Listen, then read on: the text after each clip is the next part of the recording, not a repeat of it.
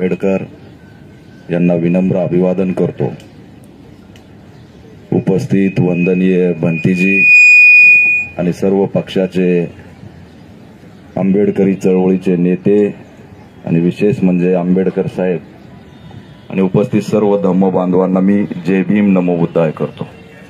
पण ठीक आहे, पॅन्थर आहे, वेळेला आतापर्यंत कोणताच माईचा लाल आम्हाला रोखू शकलेला नाही। हे आंदोलन या ठिकाणी चालू राहणार आहे। मित्रांनो, मुद्द्याचं आंदोलन आणि मुद्द्याचा विषय खूप महत्वाचा आहे आणि अचानकपणे या देशामध्ये या नव्या पिढीला एक मुद्दा समजला की आमचं बोद्धगया बौद्ध महाविहार याच्या आतमध्ये 5 ब्राह्मण बसलेले। हा लढा 1949च्या काळामध्ये तीव्र झाला। पंडित नेहरूंवरती मोठा दबाव आला आणि त्या दबावातून त्या ठिकाणी 4 आपले आणि 5 त्यांचे असा असणारा एक कायदा बनवण्यात आला। हा मुद्दा खूप मोठा नाही, तर कायद्यामध्ये बदल करण्याचा प्रश्न आहे आणि या कायद्यामध्ये बदल करायचा असेल तर जन आंदोलनाशिवाय पर्याय नाही आणि जन आंदोलन जर उभा करायचं असेल तर या देशातल्या सर्व बौद्धांनी, जगातल्या सर्व बौद्धांनी एकत्र येऊन एक मोठा लढा दिल्याशिवाय आज पर्याय नाही। म्हणून हे आझाद मैदानाचं आंदोलन महत्वाचं आहे। आम्ही बघतो या महाराष्ट्रामध्ये अनेक आंदोलन सुरू असतात। बांगलादेशला हिंदू खतरे में आणि त्याची दखल राज्य सरकार या ठिकाणी घेत असतं। या राज्याचे मुख्यमंत्री देवेंद्र फडणवीस या नितेश राणेच्या आंदोलनामध्ये सहभागी असतात, कारण बांगलादेशमध्ये हिंदू धोक्यात असतो। पण आज आमच्या बौद्ध समाजाचा अस्मितेचा आणि अस्तित्वाचा प्रश्न निर्माण झालाय। तुम्ही काय काय गिळायला निघालात? तुम्हाला असणारा त्या ठिकाणी कब्जा कशासाठी पाहिजे? तर फक्त तुम्हाला आमच्या हक्काचा जो आमचा देणगी, आमचा जो निधी आहे तो तुमच्या पोटात घालायचा आहे, म्हणून तुम्हाला बौद्धगया पाहिजे। दुसरं तिसरं काही नाहीये। आमच्या पैशावरती यांना उभा राहायचंय, डोळाय त्या ठिकाणी विटंबना करायची। बौद्धांच्या मूर्त्यांना रामाची मूर्ती म्हणायचं। अरे कशासाठी करताय? आम्हाला स्वातंत्र्याच्या आधीच, संविधानाच्या आधी आम्हाला त्या ठिकाणी तिरुपती मंदिरची ट्रस्ट आम्ही मान्य केली, पंढरपूरची ट्रस्ट आम्ही मान्य केली, कारण बाबासाहेबांनी संविधानाच्या कायद्यामध्ये धर्मादायाची आयुक्ताची नियुक्ती केली। आम्ही मान्य केलं ना। नरेंद्र मोदी या देशाचे पंतप्रधान आहेत। तुम्ही नेहरूच्या काळातलं सगळं बदलायला निघालात, 370 हटवलं। पण नरेंद्र मोदी या देशातला बौद्ध एकत्र झालाय। 1949चा हटवलाच पाहिजे, ही असणारी आमची मागणी आणि भूमिका आणि त्यासाठी एकत्र लढावं लागेल।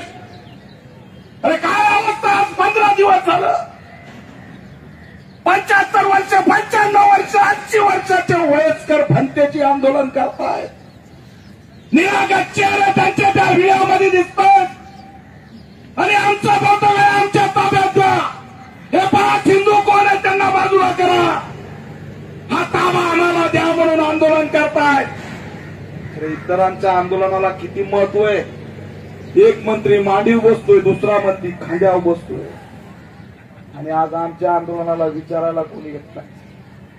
15 दिवस झालं भंतेचे आंदोलन करतायत। या देशातल्या बौद्धांचा रक्त संसार करायला लागलोय की आज आमच्यावरती काय वेळ आणली तुम्ही? आमच्या भंतेजीला त्या ठिकाणी उपाशी अन्न त्याग करावा लागतोय आणि त्या चिरकुट तिथल्या नितेश, तो काय त्याचं नितीश कुमार मुख्यमंत्री लक्ष देत नाही। पण आज या राज्य सरकारच्या माध्यमातून मुंबईच्या आंदोलनाची दखल घेऊन देवेंद्र फडणवीस यांनी तात्काळ बिहारला पत्र पाठवावं की जर का महाराष्ट्रातला पॅन्थर जागा झाला तर मग मात्र बौद्धगयाकडे कूच करण्यापासून कोणताच माईचा लाल आम्हाला रोखू शकत नाही। हा इशारा सुद्धा या राज्य सरकारने दिला पाहिजे। बिहार, उत्तर प्रदेश लढाई चालू राहील. पण इकडं पॅन्थर जर घुसला तर मग उपोषणाच्या पलीकडे जाऊन ताब्यात घ्यायला आम्हाला वेळ लागणार नाही, हा इशारा सुद्धा आज या माध्यमातून देतो. परिस्थिती बिकट आहे. राज्यामध्ये दलित अन्याय अत्याचार सुरू आहेत. विशालगडचं अतिक्रमण काढण्यासाठी एकनाथ शिंदे मुख्यमंत्री लीड करतात. का तर विकास विशालगडावरती मस्जिद आहे, अमुक आहे, ढमुक आहे, अमुक आहे, ते काढायचंय. पण बाबा हो, जर तुम्ही त्या गडावरचं अतिक्रमण काढतायत तर मग बुद्ध लेण्यातील महाराष्ट्रातल्या लेण्यावरती झालेल्या मंदिरांचं अतिक्रमण कधी काढणार आहेत, हा प्रश्न सुद्धा आज आम्ही या माध्यमातून विचारतो.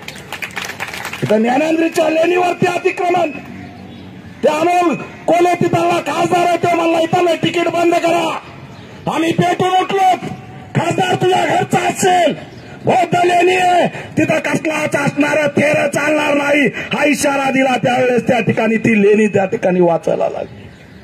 कारल्याची लेणी महाराष्ट्रात अनेक ठिकाणी दगड रंगवले जातात आणि रातोरात अतिक्रमण केलं जातं.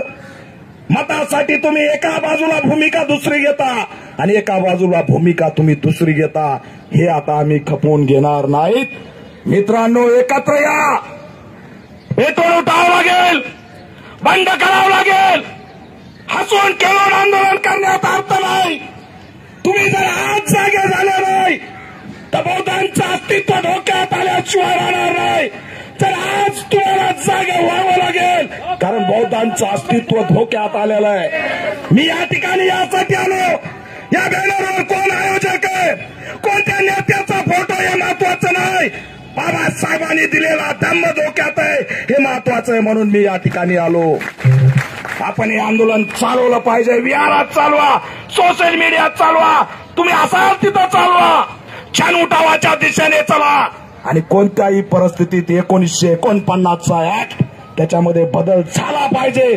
आणि सगळेची सगळे या ठिकाणी बौद्ध आमच्या त्या कमिटीवर असले पाहिजेत, ही सुद्धा आमची या ठिकाणी मागणी आहे. माझ्यानंतर आंबेडकर साहेब बोलणार आहेत, मी त्यांना वेळ देतो. बोलणार होतो आणखी. आणि म्हणून या आंदोलनाची दखल, किती दुर्दैव आहे, संसारे साहेब आहेत, मनोजभाईंच्या मुशीत वाढलेला मी कार्यकर्ता आहे. पण आज काय अवस्था झाली.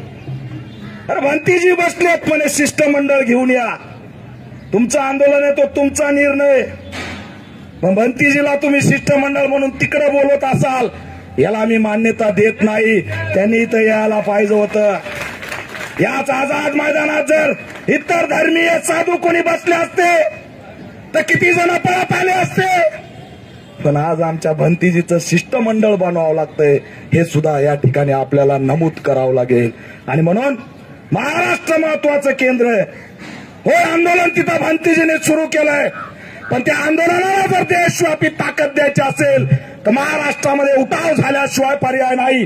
तरच बोधगया वाचणार आहे, अन्यथा बोधगया वाचणार नाही. आणि म्हणून हे आयोजन ज्यांनी केलं त्यांना मी जय भीम करतो. आणि आंदोलनाला ऑल इंडिया पॅन्थर सेनेच्या वतीने आणि बौद्ध बांधव म्हणून जाहीर पाठिंबा देतो. या ठिकाणी मी आवाहन करतो महाराष्ट्राला की कोणत्याही पक्षाचं आंदोलन असेल, संघटनेचं असेल, भिक्खूंचं असेल, सगळं तुम्ही विसरून जा आणि या आंदोलनामध्ये सहभागी व्हा, असं आवाहन करून थांबतो. जय भीम, नमो बुद्धाय.